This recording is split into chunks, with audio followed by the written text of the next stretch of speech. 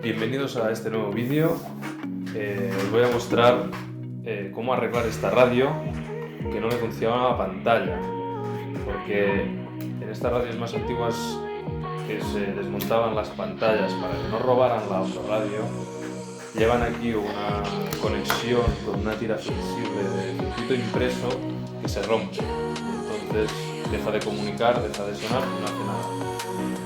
Voy a volver a montar esto y dentro vídeo.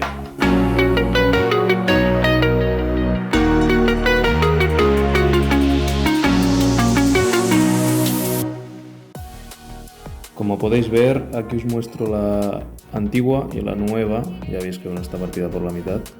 Y lo que vamos a hacer es desoldarla para aprovechar la plaquita que hay que montarla con la pantalla y luego soldarle encima la tira nueva.